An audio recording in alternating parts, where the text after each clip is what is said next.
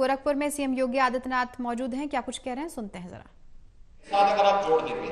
और ट्रेनिंग के दौरान आप इस बात को देखें, उसमें सुनिश्चित करें, एक हम उस दिशा में प्रयास करें। दूसरा, इस बात को देखें, अब तो सरकार ने उसमें और भी अच्छी व्यवस्था दी है कि अतिरिक्त ट्रेनिंग लेने के लिए अगर उन बच्चों को इंटर्नशिप करना है का कोई कार्यक्रम करना है, उस दौरान हमारा प्रयास होना चाहिए कि पीएम इंटर्नशिप स्कीम या सीएम इंटर्नशिप स्कीम के तहत अगर हम उसको जोड़ करके उन्हें किसी इंडस्ट्री के साथ, किसी इंस्टीट्यूशन के साथ उन युवाओं को जोड़ते हैं, आधा मानदेय वह इंस्टीट्यूट या वह इंस्टीट्यूशन या वह इंडस्ट्री देगी, आधा गवर्नमेंट देगी, तो अपनी पढ़ाई के दौरान ही वह युवा अपने पैरों पर खड़ा होता हुआ दिखाई देगा, माँ बाप के खर्चे को बचाने में सफल हो जाएगा। भैया माँ बाप की तो एक सीमा होती है, पैसे देने कब तक देगा, उनके और भी खर्चे हैं, परिवार में और भी भाई बहन होंगे, परिवार के और भी खर्चे होते हैं, उनके और भी सपने होंगे। तो अगर पढ़ाई के दौरान ही वह अतिरिक्त कार्य करता है और इंटर्नशिप स्कीम के साथ जुड़ जाता है, तो कार्य के साथ साथ मानदेय भी मिलेगा, एक्सपीरियंस भी, सर्टिफिकेट मिलेगा और फिर उसकी नौकरी की गारंटी भी कहीं हो सकती है। तीसरा है, यूपी के अंदर जो देश के अंदर सबसे अच्छी संभावना वह है एमएसएमई की। हमारे पास 96 लाख यूनिट है, यानी 96 लाख यूनिट। अगर हम सबको बोलेंगे भाई एक एक व्यक्ति को तुम्हें नौकरी देनी है, तो 96 लाख नौकरी यही मिल जाएगी। नौकरी की कमी यूपी में आज के दिन पे नहीं है। केवल इन 96 लाख यूनिट में इनको मार्केट के साथ जोड़ना, टेक्नोलॉजी के साथ जोड़ना और साथ साथ इन्हें एक्सपोर्ट के लिए भी तैयार करना। उसके लिए पैकेजिंग होनी चाहिए, प्रोडक्ट की डिमांड, उसके अनुरूप डिमांड के अनुसार प्रोडक्ट की सप्लाई की भी व्यवस्था हम कर सकें, यह भी कर सकेंगे। कितना बड़ा कार्य खड़ा हो सकता है। इसके साथ ही और भी कार्य हो सकते हैं। जैसे यहां पर मैं देख रहा था, हमारे यहां गोरखपुर के हमारे कुछ युवा मिले जिसमें उनको कारपेंटर के रूप में कुछ अच्छी कंपनियों ने हायर किया है, अच्छे पैकेज पे हायर किया है। आज उनके सर्टिफिकेट को जब यहां वितरित कर रहे थे तो हमारे गोरखपुर के सांसद रवि किशन शुक्ला तो एकदम चौंक रहे थे, कह रहे थे मैं फिल्मों में बेकार काम कर रहा हूं, मैं भी इनकी तरह सीखा होता तो अच्छा पैकेज में भी काम करता। चौंक रहे थे, कह रहे थे कि अच्छा पैकेज मिलता है बच्चों को, क्योंकि कह रहे थे जब मैं शुरू में फिल्मों में काम करने के लिए गया था तो किसी प्रकार से अपना गुजर बसर करता था, और ये नौजवान पहले चरण में ही इतना अच्छा पैकेज लेकर के आगे बढ़ गए। ये चीजें दिखती हैं कि जैसे कारपेंटर का काम है, सैलून का काम है, या फिर अन्य किसी भी फील्ड में पहले से परंपरागत जो हमारे कारीगर हैं, हस्तशिल्पी हैं, पैसे पीढ़ी दर पीढ़ी उस काम को करते आ रहे हैं। आज हम लोग उनकी प्रशिक्षण की भी व्यवस्था हमने की है। भारत सरकार पीएम विश्वकर्मा के रूप में और उत्तर प्रदेश सरकार विश्वकर्मा श्रम सम्मान के रूप में इस योजना को चलाती है। हम प्रशिक्षण भी देते हैं, टूल किट भी उपलब्ध कराते हैं और एक इंसेंटिव भी देते हैं। इसके अलावा हम लोग बहुत शीघ्र अपने युवा उद्यमियों के लिए जिन्होंने प्रशिक्षण लिया है उनके लिए इंटरेस्ट फ्री लोन भी देने जा रहे हैं, 5 लाख रुपए तक की पहले चरण में, फिर उसको 7.5 लाख करेंगे, फिर उसको आगे बढ़ाएंगे।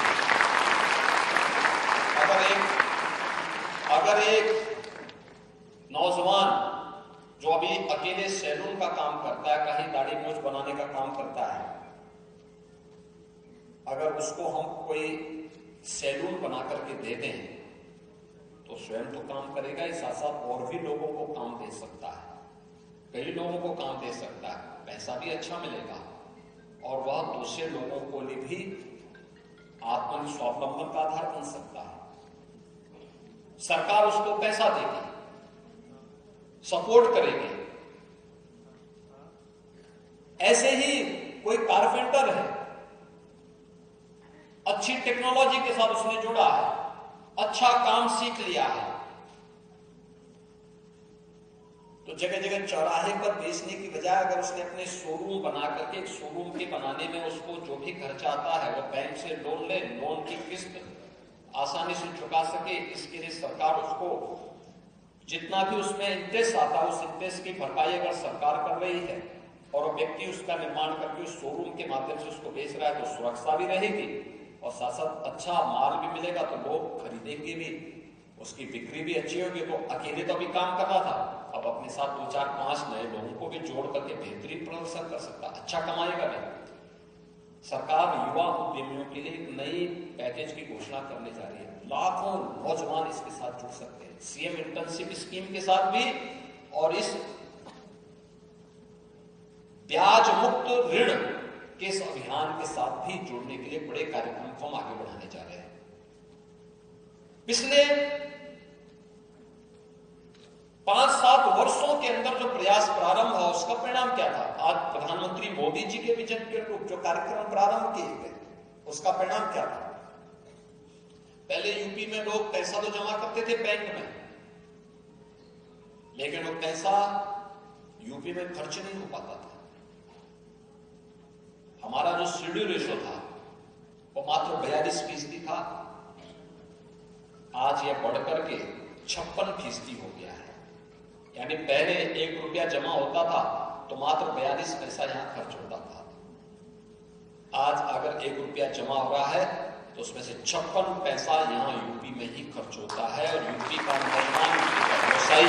उस पैसे को यूपी में खर्च करता है तो यूपी के ही विकास में योगदान देता है। और इसी सब प्रयास का परिणाम है कि यूपी आज छठी अर्थव्यवस्था से उभर करके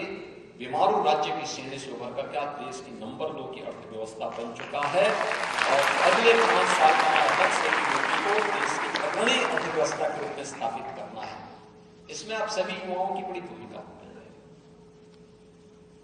और मैं इसीलिए सभी इंस्टीट्यूशन से कहूंगा, प्रदेश भर के जितने भी हमारे ITI हैं, पॉलिटेक्निक हैं, इंजीनियरिंग कॉलेजेज हैं, विश्वविद्यालय हैं या महाविद्यालय हैं, वे युवाओं की स्किल मैपिंग भी करें। देखें युवा में क्या क्षमता है, क्या कर गुजरने की उसकी आगे की प्रवृत्ति है, कैसे वो आगे काम कर सकता है, कैसे उसको गाइड किया जा सकता है। राष्ट्रीय शिक्षा नीति इस दिशा में आपके लिए एक मंच का काम करेगी, एक नया प्लेटफॉर्म का काम करेगी, क्योंकि इसमें परंपरागत पाठ्यक्रम के साथ साथ आपको किसी एक ऐसे पाठ्यक्रम को जब आप अपने महाविद्यालय से, अपने कॉलेज से या अपने किसी भी संस्थान से बाहर निकलेंगे तब आपको किसी के पास हाथ फैलाने की, बल्कि आप जब जाएंगे तब आपके पास अपनी जॉब होगी या अपने पैरों पर खड़ा होने की सामर्थ्य होगी। इस प्रकार की स्थिति राष्ट्रीय शिक्षा नीति प्रधानमंत्री मोदी जी के विजन के अनुरूप आज करने जा रही है और उसके लिए मैं आह्वान करूंगा कि हमें उस प्रकार के पाठ्यक्रम के साथ जुड़ना, उस प्रकार के कार्यक्रमों को आगे बढ़ाना। अब इसी का परिणाम है टेक्नोलॉजी इसमें बहुत सहायक हो सकती है, बहुत सारी चीजें इसमें आगे बढ़ रही है,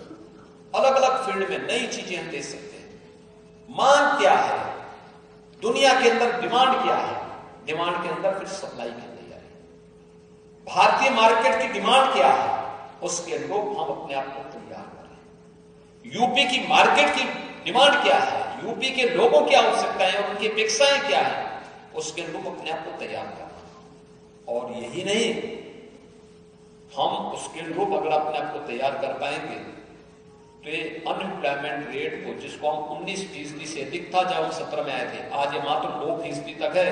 और इसको भी और न्यूनतम स्तर तक पहुंचा करके उत्तर प्रदेश के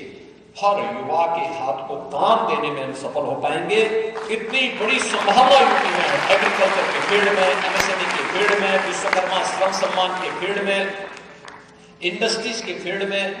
और जीवन के अलग अलग क्षेत्र में अलग अलग कार्य हैं। उन सभी को मैं यहां पे व्यवसायिक और कौशल विकास विभाग से इस बारे में जरूर कहूंगा कि जितने युवा आए हैं इनका रजिस्ट्रेशन हो, जिनका प्लेसमेंट हो चुका है,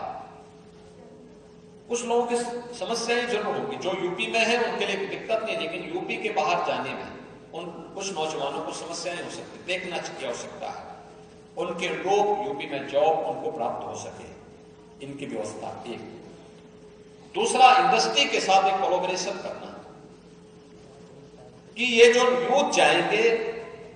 जहां कार्य पे जाते हैं, इनका एक रजिस्ट्रेशन आपके पास होना चाहिए, उनकी संतुष्टि के लेवल को पूछने की आवश्यकता है। जहां काम कर रहे हैं वहां पे उनको कोई शोषण न हो। ऐसा नहीं कि उनको किसी ने लेके गए, कहा कि हम देंगे 25,000 रुपया देंगे या 30,000 रुपया देंगे या 15,000 रुपया देंगे, लेकिन बाद में फिर वहां पे उतना पैसा नहीं दिया जा रहा है। ऐसी नौबत नहीं आनी चाहिए, इसको हम जरूर ध्यान में रखेंगे। और दूसरा, इस बात को देखेंगे कि उनके रहने की व्यवस्था,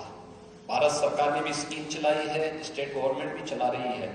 कि जहां पे उद्योग है, जहां इंडस्ट्री है,